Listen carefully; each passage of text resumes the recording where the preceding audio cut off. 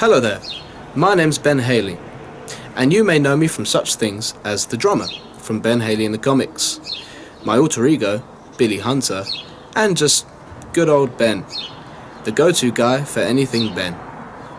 Anyway, enough about me.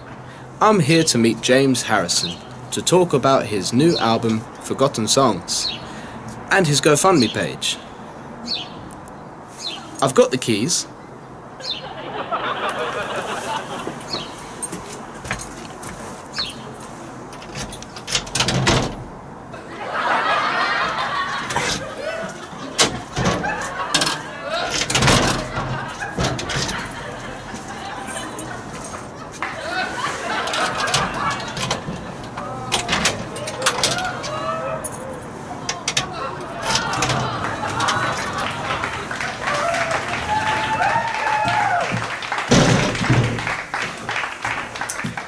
James!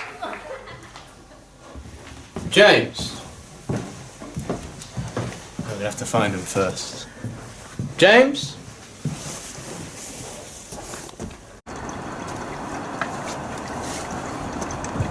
Oh, there he is.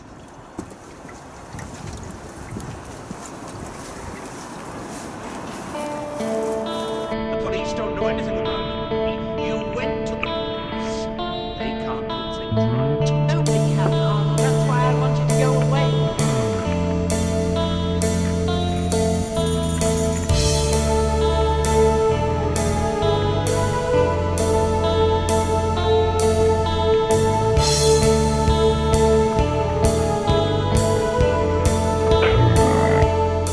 James Harrison.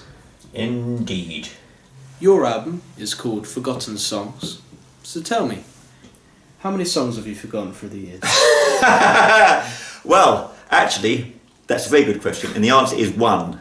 And ironically, that song is not on this album. But, all goes well, it will be featured on Forgotten Songs Volume 2.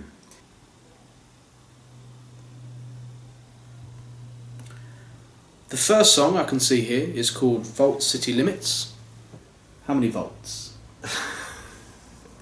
Well, actually, that song is inspired by a song called Vault City, which Okay. was written by Steve Bendin from the Stereotypes. And he didn't specify the number of volts, so I'm afraid that's going to stay unknown. Okay. As far as I'm concerned, I think we could ask Steve to get an answer. I'm guessing it's not specified there either. So we Okay. just have to. We can ask him at a later date. I think we're going to have to say it is what it is on that one. Alright. We've also got Harlow and then in brackets Love City. How many times have you made love in Harlow? Roughly, Roughly. but exactly To zero. the nearest 10. It is zero. It is zero Okay. times. 0 times. Okay. But other people have, Yeah. I think, How many times? a number of times. Other people. There's many people in Harlow. They must have come from somewhere. Okay. I can only assume something must have inspired that. Imports. Exports. Slash exports. You're talking about track Slash. screen, aren't you? Okay. Imports slash exports. Imports slash exports. Tell me, how much drug trafficking have you done in your time? Well, we can't put that on camera, but it is none actually. It's total of none. Okay, so you can't. It's put it not on camera, about. yet It's you not did. about. It's not about illegal drugs. It's about imports and exports of legitimate substances. Example. Paracetamol. No, it could, not drugs at all. Oh. Example: the tea trade, Okay. coffee beans, that sort of Okay. thing. Drugs in their own right, but seemingly legitimate. Caffeine. Yeah, or bananas. Anything that comes from one country to this country, back and forth. That's all. Potassium. That's in bananas, isn't it? Yeah. Number 4. Censored. Yeah, that track's been. It's not called Censored. Right. It has a title, Right. and that is a song which was performed back in the day, and surprisingly to me, I guess in retrospect, went down really well. But I feared that if I printed the actual title, some people might be a bit nervy about it. So I thought, Okay. just leave it off. It's a bit racy. It's not sexy at all. Okay. No, not at all. Sounds It's, horrible. It's not horrible. Well, it depends on your perspective. But it was a song. It was a much loved song by most. Yeah. It was banned from one pub that we used to play in, and one drummer refused to join the band because of that song. Okay. So if you buy the album, it will be there. The title will be there. But for the minute, I've self-censored it just in case anyone gets put Okay. off. Track number 5. Gregory. George. Oh, sorry, I've written it wrong. Oh no, I missed the E. That's why. Track number 5. George the Decorator. He's based upon a guy called Kevin. Right. You might think, why isn't it not called Kevin the Decorator? Yeah, I did. think that. Personal taste. Kevin's 2 syllables, George is 1. I don't know. I like the name George. And he was fictional. He was on a TV show called Crossroads that was popular soap of the day. And he was offered a job. Well, he put in a tender for a job as a decorator. Yeah. And there was a competitor put in a more competitive quote. But yet Kevin was awarded the job. Okay. And he was really grateful that he'd Right. been awarded this job. And I thought, hang on a minute, you're doing the work. You're doing the work. Why should it be that you are being grateful? Should be the person who's getting the work done should be grateful. But that's the system we live in, isn't it? It's a competitive world. So that just makes me think. You've got another song about a soap, or at least people in a soap. Don't You Love Me? No, Is that what it's it's called? called, What's it called? I Don't Want You. I don't want. That's it. Yeah. I don't want you. Yeah. But you would have been more... Got a fascinations about Well, soaps. if you go down the list, you'll find out what's the very next song called. Yeah. Yeah. Exactly. It is. You've got a name. What? Yeah. What? Moving on. Arnold Swain. Yes, there you go. Arnold Yeah. Swain. Who's that? Arnold Swain is a real-life fictional character from the TV soap Coronation Street, popular in its day and popular still today. Is it possible for something to be real life and fictional? That's kind of the point. Oh, okay. What did you say for the I'm glad to see that my audience has enough faith in me to realise that I knew that.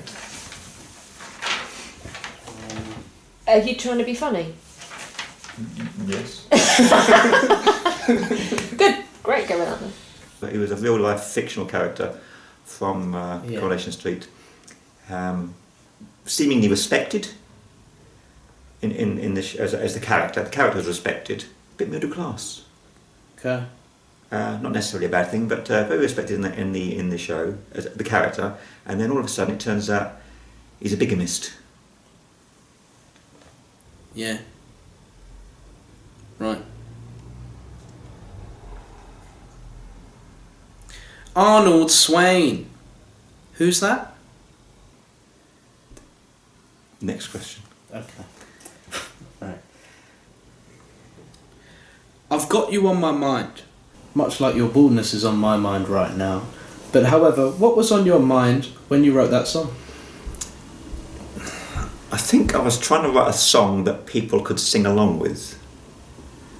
And someone had said, my brother had said, that sometimes you can have a song with 3 words in it, in the title, and people can sing along with that. So I've got you 3 words.